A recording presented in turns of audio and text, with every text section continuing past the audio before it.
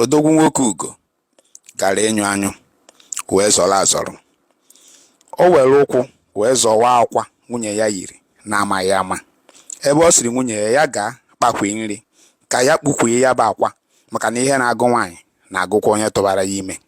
Kai, chi ewere ehihie jie, ọ legharị anya, ọ bụrụ na o nweghị onye hụrụ ya, ọ maghị ihe ọ ga-eme. O cheta ihe Udene kwuru n'okwu na ime nwunye ya dị enweghị ike bụrụ ya ọghọm, na ọ bụrụ na ọ mụọ nwa ọ dị ndụ ọ bụrụ nwa ya, mana ọ nwụkwa na anwụ ọ bụla anụ. O dee ya bụ akwa ọnụ, hai, ọ tọọ ya ụtọ.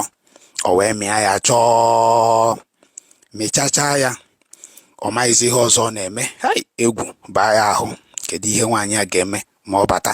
Nke a bụkwa nnukwu nsogbu. Nwaanyị ọ ga-agba m alụkwaghị m? Ọ sị mba, ka o were ya bụ akwa zuo okpokoro akwa, n'ihi na ọ bụ onye a gwara ọ mara ekwe kụọ ama agba.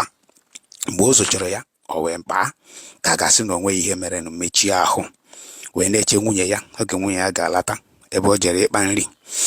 Mgbe Oriakụ Ugo batara, hai, ọ sị ya, di m ọma, ndeewo. O wetara ya azụ, mana Maazị Ugo nwere ka o si wee mechie ahụ wee were aghụghọ. Hai, kedu ka m ga-esi kuni ka nwaanyị a gara ịchọpụta? O kunite obele were nku ya wee mechilata. Nwaanyị ala anya, ọ dị ya ka ọ hụrụ otu akwa. Ọ sị mba, ọkwa akwa na-abụ ka m yiri nke ọ ga-adị ebe ahụ. Maazị Ugo nna ya ọ ga-atazi ọkpụ anya bara ya n'olu? O jikwa nwayọọ sepụkwa. Nwoke m wee were azụ wee nochaa wee laghachi azụ, mana uche ya adịghị, egwu na-atụ ya.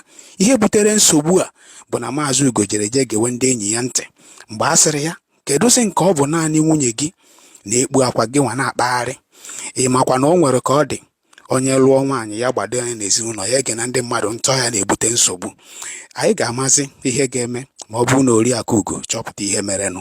Ọ latara ikpu kwasị ya bụ akwa.